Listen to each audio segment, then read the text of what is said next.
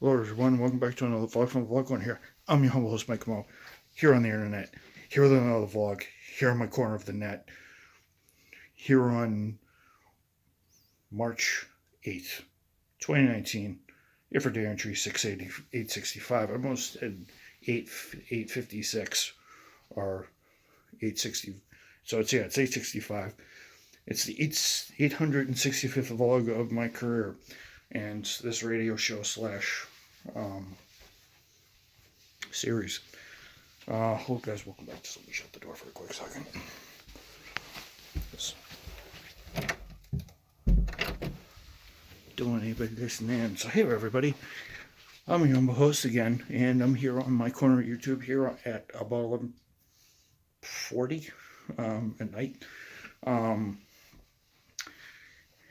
You guys, I actually like doing these late at night. If you guys don't already get that, I like doing these late at night. So yeah, guys, greetings. I hope you guys have had a fabulous week. I did this week. I'm actually working 3:30 to 11 tomorrow, and um, it is going to be a lovely day tomorrow. So um, I did not include this in my vlog yesterday um, when I uploaded.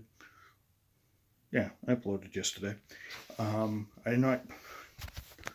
Uh, I did not include this in my vlog yesterday, but I just want to say, guys, that I actually um, this is going to take 2 minutes of my time. This is going to take maybe 5 minutes. This vlog's probably going to be 10 minutes or so.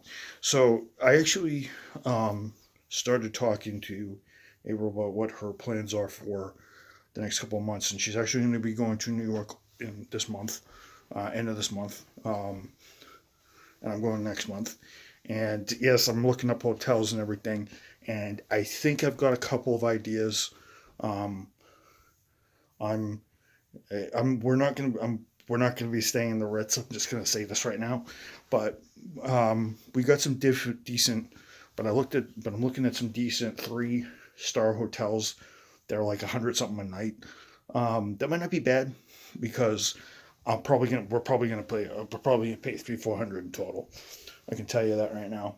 Um, for um, for two people, it's probably gonna be up there. It's gonna be a lot of money, but that's reasonable compared to what is going to be happening. I just want to say, guys, that I'm really pumped for this trip, and I'm really looking forward to that. But and I asked her if she's going to be going to Anime Boston on the I think it's next month actually. She's going to be going to Anime Boston. She's actually going to be going. She says that she's not going to let the incident um, last year ruin her fun because she loves that. It's her escape, and she's not going to let that one incident do that. And she actually opened me up to me.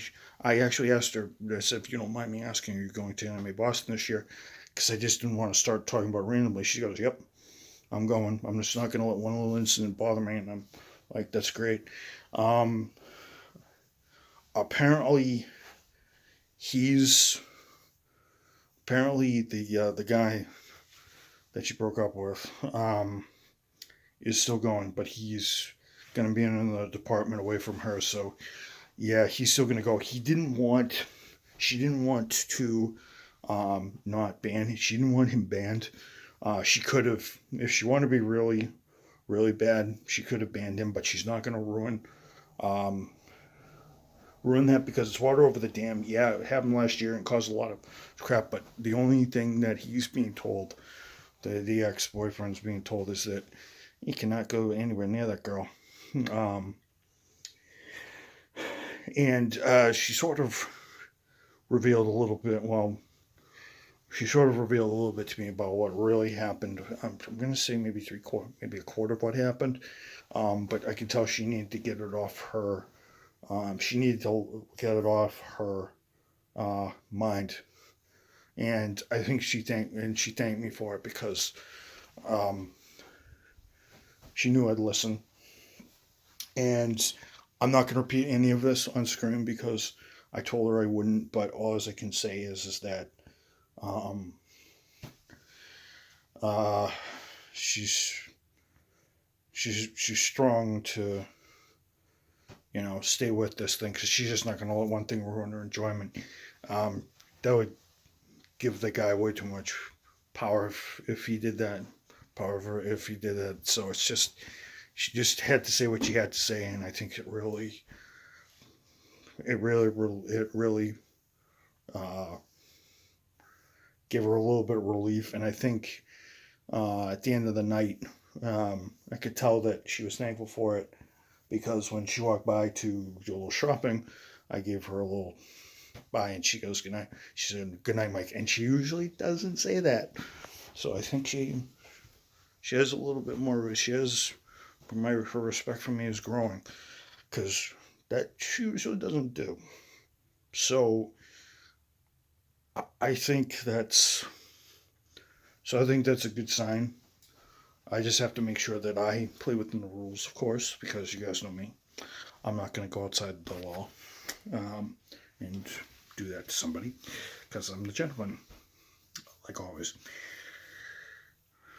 My other, so yeah, that happened, and it was quite frankly, it was what you told me. I really can't say on screen because I don't even want to repeat it because I was horrified by it. Um, so yeah, I'm just gonna tell you guys that she told me that I'm a trusted friend. She can tell me those things. I told her I'm not going to tell a soul, and I'm not going to repeat any of it. I'm not going to repeat it to you guys. I'm just going to say I just learned the story, and that's about it. Next order of business. This is probably going to take the last 3-4 minutes. So earlier today, 5:30, when I left work, saw a news report about a guy in, I don't know if you guys have seen this, guy in Cambridge was buying ammo at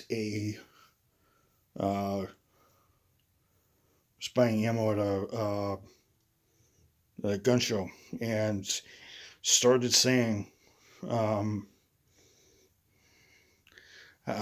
he was going to kill a number of high value, high high high poly targets. He mentioned Speaker Nancy Pelosi, Elizabeth Warren, Senator Elizabeth Warren from Massachusetts, and Barack Obama, saying that he was going to use this ammo to quote unquote take them all down. It was very disturbing that an individual would do that. The only thing that really grind my gears was when the was that I was expecting the police to, by the report, say what happened, but unfortunately, politics unfortunately had to get in the middle of it, and one of the district attorneys, one of the attorney generals, I think it was Middlesex, kind of forget the name, was starting to talk about the ever so controversial gun show loophole. I'm just going to say right now, guys, the guy's ideology he was caught. The guy was caught. That's just insane.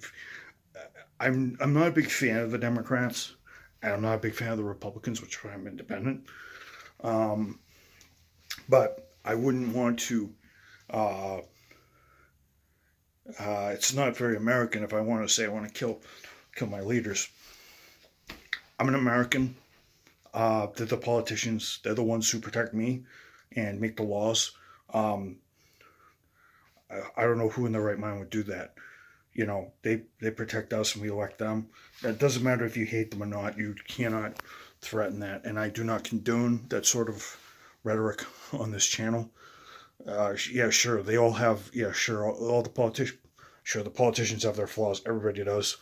I wish people would get over it, um, but yeah, the guy was caught. But unfortunately, um, instead of applauding, instead of the politicians applauding the people who actually acted on this and actually stopped this from happening, I think somebody should be patted on the back. But instead, what they did was they brought out the gun show loophole. Let me give you the Democrats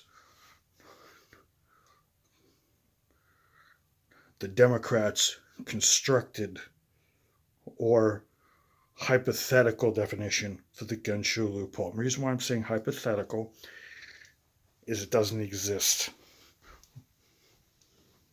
Their definition of the gun show loophole says that all gun shows allow you to purchase firearms without a background check, and you just can buy them willy-nilly and everything. You don't have to be checked. You don't have to be checked more than 2 seconds. What the Democrats think is that you can plop down the money, get the firearm, take it home. Not that simple. And I'll tell you why. Because I've actually been to a couple of gun shows, and I've actually seen my father and my brother Chuck, who both own carry licenses, and I will be carrying one. I'll be getting one soon, give or take. I just have to find the time to go to the classes and register for the license and everything, because I can do it. It's going to take a long time, but yeah, I have to abide by the law, right? If I want to have a privilege, which is how you're supposed to go. So basically what they say is you can do that and you just can buy ammo and everything. That is not very true. I will tell you why. Because I actually seen my brother and my father actually do paperwork. You have to sign the dots, dot the T's. You have to put down a PIN number to actually purchase a firearm with an LTC.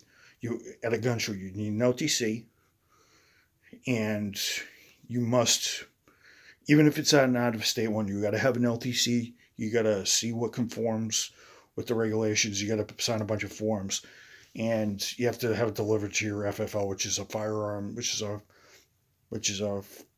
federally licensed firearm, which is a licensed firearm dealer, and FFL is a licensed firearm dealer that you can send it to, and it's usually a gun store that's recognized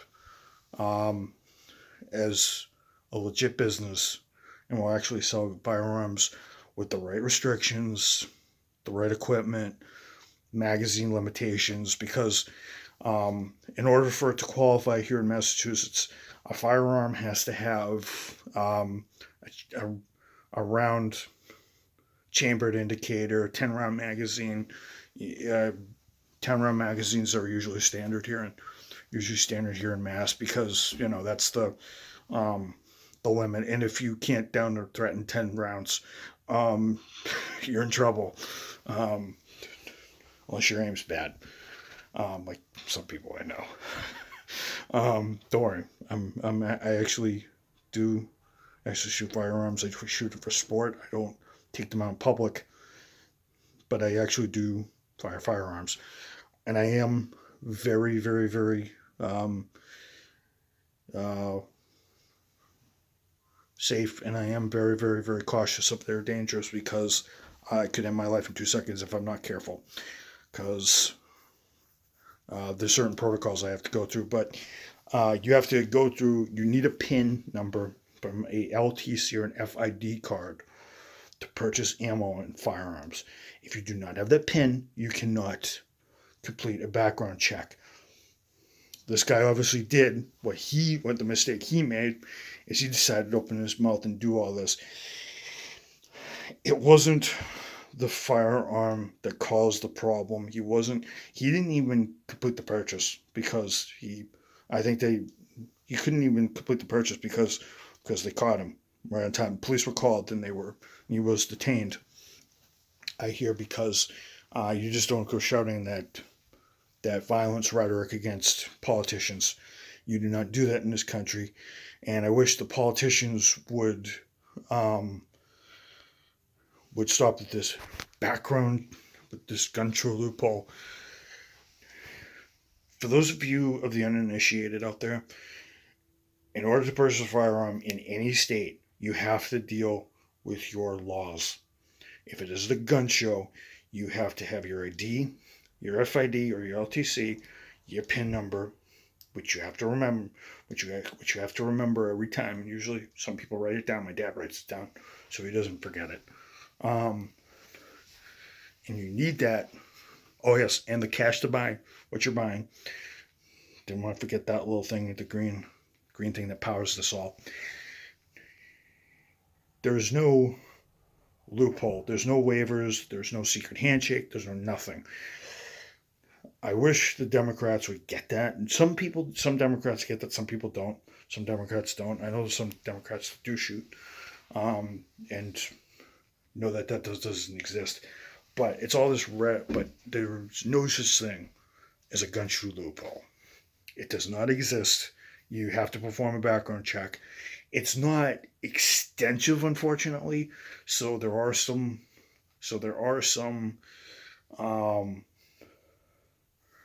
It's not the full extensive background check, but it's enough to make the sale and everything. But you do actually have to follow up with the state with your information and everything after you get the firearm, because they do actually follow up, and you do actually have to do paperwork if they ask you for it, because Massachusetts is very strict. Now, whether it's a background check on the spot, or if it's a background check before you purchase the firearm at a gun store, they have to do that, and they have to process it, and you have to take it home. You have to have it confirmed and everything, because even if you take it home from a gun show, you can't shoot it right away. That is the biggest rule right there. Even though if you get the background check and it's not instant, it takes like half an hour at a gun show. But it has to be set to the government, so you can't shoot the firearm for a day or two still. And what happens is, my dad actually, when he does purchase a firearm at a gun show, he won't shoot it for a couple of days. In fact, we get to the range maybe every 2-3 months, or when he needs to go. But there's no such thing as a background. There's no such thing as a gun show loophole. American citizens, do your research. Politicians, do your research, because there's no such thing as the background. There's no such thing as the gun show loophole. It does not exist. It is just rhetoric that the Democrats have come up with, or some Democrats have come up with, to take away our firearms and do this. What they should be doing is they should be using that time to maybe do something and watch over people that may have this problem. So I don't understand why they had to drag the gun show thing in there, because you have to do the same. You have to go through the same process when you buy from a gun store. It's the same everywhere. You just have to wait a couple of days before it's confirmed before you can use the firearm. That's why some owners wait to use it, because it's not registered, and that's the reason why gun stores have to hold a firearm for a couple of weeks, because the background check has to go through and all that other stuff. There is a process, even though the background check is not instant. Even though it's not as long as the regular one, you still have to go through a bunch of steps after you purchase the firearm at a gun show. So even though you're getting it right on the spot, and they do a background check in like half an hour, you still have to go through a bunch of hoops here in Massachusetts in order to fully obtain the firearm. So you can buy it, but you still have to do a bunch of paperwork just in case, so the state knows that you're not going to do this, do that. So it's just for them to make the sale, and they want to make sure that you're not going to that you're not buying it illegally, because they have to do a background check of some sort, because it's their business, and then they have to make sure they follow up with you. The government follows up with you. Everything has to be done right in order to do that. There's no such thing as the gun show loophole. That's all I have to say about that. If you guys have any questions, I'll be able to answer it, because my dad's a police officer. He's been a police officer for over a decade, and I think he's been a police officer since '97, so almost 20 years, 20 plus years. So part time, but he actually he's a full time. But yeah, that's my spin on that. And for the Manchester, New Hampshire police and citizens who stopped that, I praise it to you. But the politician, those people were wise. The only people who have to get a little wiser is the politicians with this gun show loophole. So, yes. So you heard it from me. You have to do a background check at a gun show, and then you continue. And then if you need to legalize everything, you can still talk to your state just to make sure everything is legit. Just so you go through everything. So yeah, it doesn't exist. You have to do a background check. Whether you're buying ammo or a firearm, you have to do a background check. You need a PIN, everything. So that's all I got to say about that. All right, guys, I already talked tonight. Mike Camo here from the Vlog Corner here. I'm going to not end it usual way, but as I say, guys, long live America, God bless America, long live democracy, long live the First Amendment, and long live the Second Amendment. Amen to my grandparents' spirits. Amen to both of them. Thank you very much. Have a good day. Sorry for the long video. Good night. I'll see you guys in the next vlog.